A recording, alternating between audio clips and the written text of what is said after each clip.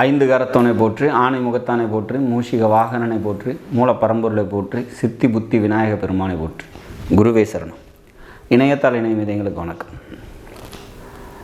ஒரு ஜாதகத்தை பார்த்தோன்னே பொருளாதாரத்தில் இந்த ஜாதகம் எவ்வளோ பெரிய நிலைப்பாட்டுக்கு வரும், அதாவது நல்ல பொருளாதாரத்தை நோக்கி வருமா, பொருளாதாரம் அந்த ஜாதகத்துக்கு எப்படி இருக்கும், அந்த ஜாதகருக்கு எப்படி இருக்கும் அப்படிங்கிறத சொல்ல முடியுமா, கணிக்க முடியுமா, தெரிஞ்சுக்கலாமா, ஜோதிடத்தில் அதுக்கு ஏதாவது வழி இருக்குன்னா, அதுக்காக தான் பார்த்திங்கன்னா இந்த ஜோதிடம்ங்கிறது நமக்கு ஒரு மிகப்பெரிய வழிகாட்டியாக இருக்கும். இந்த மாதிரி விஷயங்களில் முன்னக்கூட்டி நம்ம தெரிஞ்சுக்க முடியும். ஒரு ஜாதகத்தை பார்த்தோன்னே இந்த ஜாதகத்தில் பொருளாதாரம் எப்படி இருக்கும் அப்படிங்கிறத கிரக இணைவுகளை வச்சு தெரிஞ்சுக்கலாம். ஒரு சில நட்சத்திரத்தில் கிரகங்கள் நிற்கும் போது பார்த்திங்கன்னா இயல்பாகவே அவங்களுக்கு பொருளாதாரம் நல்லாயிருக்கு. இதுக்கு ஒரு சில வழிமுறைகள் இருக்குது. என்ன அப்படின்னு பார்த்திங்கனாக்கா, காலபுருஷ தத்துவத்துக்கு பொருளாதாரம் அப்படின்னாக்கா 2ஆம் அதிபதி சுக்கிரன், 9ஆம் அதிபதி குரு, இதை தவிர 11ஆம் அதிபதி அப்படின்னு சொல்லக்கூடிய சனி, 8ஆம் அதிபதி அப்படின்னு சொல்லக்கூடிய செவ்வாய். 8ஆம் இடம் அப்படிங்கிறது பார்த்திங்கன்னா வம்பு, வழக்கு, கோர்ட்டு கேஸு, பஞ்சாயத்து, அவமானம் அப்படிங்கிற மாதிரியான நிறைய கெடுதல் விஷயங்களை அந்த பாவகத்துக்கு சொல்லியிருக்காங்க. காலபுருஷ தத்துவத்துக்கு விருச்சிகத்துக்கு சொல்லியிருந்தாலும் கூட திடீர் தனவரவை கொடுக்கக்கூடிய இடமா 8ஆம் இடம் வருது. அப்போ இந்த 4 கிரகமும் பார்த்திங்கனாக்கா பொருளாதாரத்தை ஒரு மேஜர் ரோல் ப்ளே பண்ணுது. தனக்காரகன் அப்படின்னு சொல்லக்கூடிய குரு பகவான் ரொம்ப முக்கியமானவர் பொருளாதாரத்தை நம்ம கணக்கு போடுறதுக்கு. சரி, அப்போ 2ஆம் இடத்தை குறிக்கக்கூடிய சுக்கிரன், 8ஆம் இடத்தை குறிக்கக்கூடிய செவ்வாய், 11 சனி, 9ஆம் அதிபதி குரு, லக்ஷ்மி ஸ்தானம்னு சொல்லக்கூடிய குரு. அப்போ இவங்கெல்லாம் ஜாதகத்தில் என்ன நிலைப்பாட்டில் இருக்காங்க, இந்த 4 கிரகமும் எப்படி இருக்குது அப்படிங்கிறது ஒரு அடிஷ்னல் சப்போர்ட். லக்னத்துக்கு லக்னம் பார்த்திங்கனாக்கா, இப்போ மேஷ லக்னம்னா இந்த 4 கிரகம் ரொம்ப முக்கியம். அதே மாதிரி ரிஷபத்துக்கு போயிட்டோம் அப்படின்னாக்கா, ரிஷபத்துக்கு 2ஆம் வீட்டின் அதிபதி புதன் ஆகிறாரு, 8ஆம் வீட்டின் அதிபதியாக குரு வந்துடுவார், 11ஆம் வீட்டின் அதிபதியாக குரு தான் வருவார். அப்போ இந்த 2, 8, 11 இந்த காம்பினேஷன் ப்ளஸ் 9ஆம் வீட்டின் அதிபதியாக சனி வந்துடுவார் ரிஷபத்துக்கு.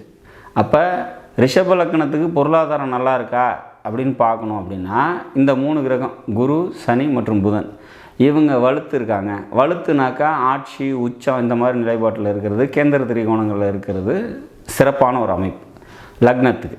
அப்படி இந்த மாதிரி அமைஞ்சிருச்சு அப்படின்னா அந்த ஜாதகம் எப்படியாக இருந்தாலும் பொருளாதாரத்தில் நல்ல நிலைக்கு வந்துடுவாங்க அப்படிங்கிற மாதிரியான ஒரு அமைப்பு. அப்போ எல்லா லக்னத்துக்கும் பார்த்திங்கன்னா இந்த ரூலை ஃபாலோ பண்ணிக்கலாம். அதாவது 2ஆம் அதிபதி, 11ஆம் அதிபதி, பாக்கியாதிபதி மற்றும் அட்டமாதிபதி.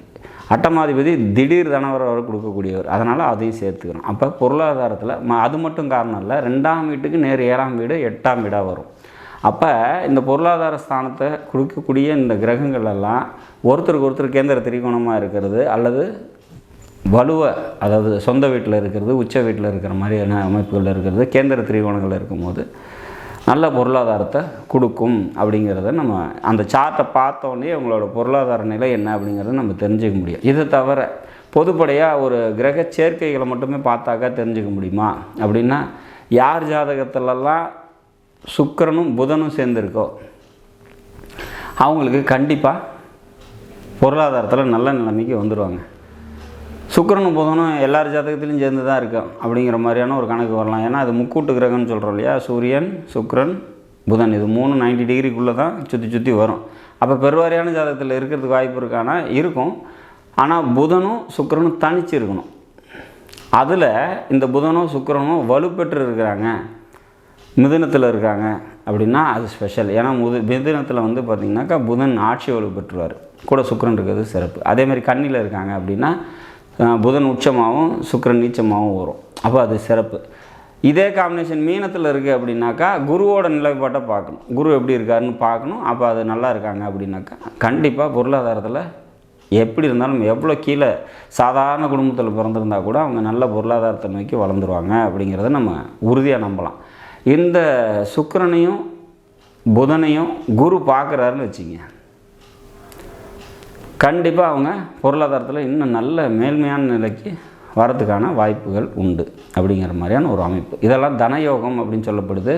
இந்த 2ஆம் பாவாதிபதியும் 11ஆம் பாவாதிபதியும் சேர்ந்து இருக்கிறாங்க. எந்த லக்னமாக இருந்தாலும் சரி, மிதுன லக்னம்னு வச்சுக்கலாம். கடகம் அப்படிங்கிறது 2ஆம் வீடு, 11ஆம் வீடு மேஷம். இப்போ 2 11க்குரியவங்க சேர்ந்து எங்கே இருந்தாலும் சரி மிகப்பெரிய பொருளாதாரத்தை கொடுக்கும். அவங்களோட தசை புத்தி காலத்தில் மிகப்பெரிய பொருளாதாரங்கிறது நிச்சயமாக வரும் அப்படிங்கிறத நம்ம எதிர்பார்க்கலாம். அப்போ இந்த மாதிரியான சேர்க்கைகளை மட்டுமே வச்சே நம்ம அவங்க பொருளாதாரத்தில் எந்த இடத்துக்கு வருவாங்க அப்படிங்கிறத நம்ம உறுதியாக கண்டுபிடிக்க முடியும். ஒரு ஜாதகத்தை பார்த்தோன்னே இவங்க பொருளாதாரத்தில் மேன்மைக்கு வந்துடுவாங்க அப்படிங்கிறத நம்ம உறுதியாக சொல்லலாம். இதை தவிர சில நட்சத்திரங்கள் இருக்குது. இந்த நட்சத்திரத்தில் கிரகங்கள் இருந்தாலே போதும், கண்டிப்பாக வந்து அவங்க பொருளாதாரத்தில் மேன்மைக்கு வந்துடுவாங்க அப்படின்னு சொல்லலாம். ஒரு 5 நட்சத்திரம். அது என்ன அப்படின்னா, மக நட்சத்திரத்தில் கிரகம் இருக்கான்னு பாருங்கள். உங்களோட ஜாதகத்தில் மக நட்சத்திரத்தில் கிரகம் இருக்குது அப்படின்னா, ஒரு கிரகமோ 2 கிரகமோ இருக்குதுன்னா அந்த ஜாதகத்தை பற்றி கவலைப்படவே தேவையில்ல. கண்டிப்பாக அவங்க வளர வளர பொருளாதாரம் வளர்ந்துக்கிட்டே இருக்கும் அப்படிங்கிறதுல மாற்றம் இல்லை. அனுஷ நட்சத்திரத்தில் கிரகம் இருக்கான்னு பாருங்கள். அனுஷ நட்சத்திரத்தில் கிரகம் இருக்குது அப்படின்னா கண்டிப்பாக அவங்களுக்கு பொருளாதாரம் நல்ல முன்னேற்றமான பொருளாதாரம் ஏற்படும்.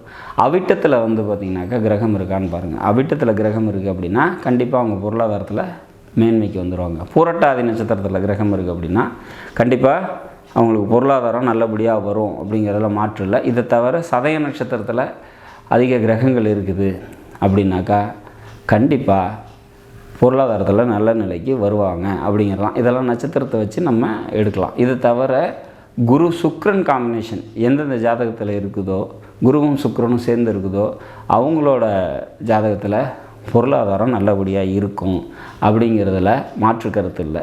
இதை தவிர எந்த லக்னத்தில் பிறந்திருந்தாலும் 2ஆம் வீட்டின் அதிபதியும் 9ஆம் அதிபதியும் சேர்ந்துருந்தாங்க அப்படின்னா அது தனயோகத்தை கொடுக்கும். இது லக்ஷ்மி யோகம்னு சொல்லப்படுது. அப்போ அந்த லக்ஷ்மி யோகத்தை பிறந்தவங்களுக்கு வந்து பார்த்திங்கனாக்கா பொருளாதாரம் நல்லபடியாக இருக்கும் அப்படிங்கிறதுல மாற்றம் இல்லை. அப்போ இந்த மாதிரி ஒரு சில கிரக இணைவுகளை வச்சு ஒரு சார்ட்டை பார்த்த உடனேயே பொருளாதாரம் நல்லபடியாக இருக்கும் அப்படிங்கிறத நம்ம தெரிஞ்சிக்க முடியும்.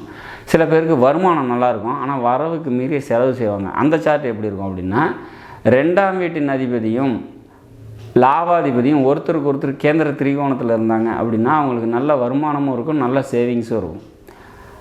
2 11க்குரியவங்க ஒருத்தருக்கு ஒருத்தர் மறைவு ஸ்தானத்துக்கு வந்துட்டாங்க, 6 8 12 போயிட்டாங்க அப்படின்னாக்கா இவங்களுக்கு வருமானம் வரும், அதுக்கு ஈக்குவலாக செலவும் வந்துடும்.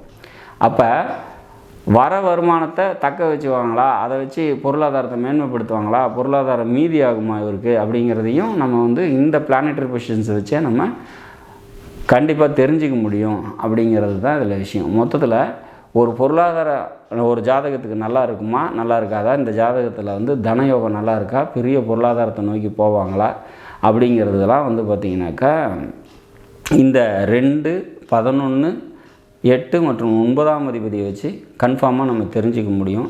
இதில் பெரிய தனத்தை கொடுக்கணும் உங்களுக்கு அப்படின்னா அதுக்கு முக்கியமான கிரகம் குரு. குரு வலுத்து இருக்கும் போது மட்டுமே அந்த ஜாதகம் வந்து பார்த்திங்கனாக்கா பொருளாதாரத்தில் பெரிய மேன்மையை நோக்கி வர முடியும் அப்படிங்கிறதெல்லாம் மாற்று கருத்து இல்லை. இந்த தனயோகத்தை கொடுக்கக்கூடிய 2ஆம் அதிபதி 11ஆம் அதிபதிக்கு இந்த குரு பார்வையோ செயற்கையோ சப்போர்ட்டோ இருந்தது அப்படின்னா அந்த ஜாதகம் கண்டிப்பாக பொருளாதாரத்தில் ஒரு நாளைக்கு மேன்மை நிலைக்கு வந்தே தீரும். என் ஜாதகத்திலலாம் நீ சொல்கிற மாதிரி எல்லாமே தான் இருக்குது, ஆனால் நான் இன்னும் கஷ்டப்பட்டுக்கிட்டே தான் இருக்கேன் அப்படிங்கிற மாதிரியான ஒரு சில ஜாதகங்கள் இருக்கும். பட் அப்படி இருந்தாலுமே நீங்கள் கவலைப்பட தேவையில்லை. ஃப்யூச்சரில் கண்டிப்பாக நீங்கள் என்ன நிலைப்பாட்டை எதிர்பார்க்குறீங்களோ அந்த இடத்துக்கு நிச்சயமாக வந்துடுவீங்க அப்படிங்கிறதுல மாற்றம் இல்லை. நான் சொன்ன காம்பினேஷன் படி உங்களோட ஜாதகத்தில் கிரகங்கள் இருக்குது அப்படின்னா, அதாவது சுக்கிரன் புதன் சேர்ந்துருக்கிறது, குரு சுக்கிரன் சேர்ந்துருக்கிறது, அல்லது 2ஆம் வீட்டின் அதிபதியும் 11ஆம் வீட்டின் அதிபதியும் சேர்ந்துருக்கிறது, 2 8 சம்மந்தப்படுறது, 2 9 சம்மந்தப்படுறது, 11 9 சம்மந்தப்படுறது, இந்த மாதிரியான சம்மந்தங்கள் ஏற்பட்டு அந்த கிரகங்கள் சேர்ந்து இருந்துச்சு. உங்கள் லக்னத்துக்கு யாரெல்லாம் வந்து தனயோகத்தை தருவாங்களோ அந்த கிரகங்களோட திசை கரெக்டான அந்த சம்பாதிக்கக்கூடிய வயசில் வருது அப்படின்னா பொருளாதாரத்தை அள்ளி கொடுத்துரும் அப்படிங்கிறதுல மாற்று கருத்து இல்லை. தனயோகத்தை கொடுக்கக்கூடிய அமைப்பு மேக்ஸிமம் வந்து பார்த்திங்கனாக்கா நான் கவர் பண்ணி சொல்லியிருக்கேன். இதை தவிர ஒரு சில நிலைப்பாடுகள்லாம் உண்டு. பட் இருந்தாலும் main role major role play பண்ணுறது இந்த 2ஆம் அதிபதி 11ஆம் அதிபதி 8 9 இவங்களோட நிலைப்பாடு சேர்ந்து இருக்குது. அப்படிங்கும்போது கண்டிப்பாக அவங்க பொருளாதாரத்தில் நல்ல நிலைமைக்கு நிச்சயமாக வருவாங்க அப்படிங்கிறதுல மாற்று கருத்து இல்லை. நாடும் நாட்டு மக்களும் நலமுடன் வாழ நவகிரகங்களை வேண்டி அமைகிறேன். நன்றி, வணக்கம்.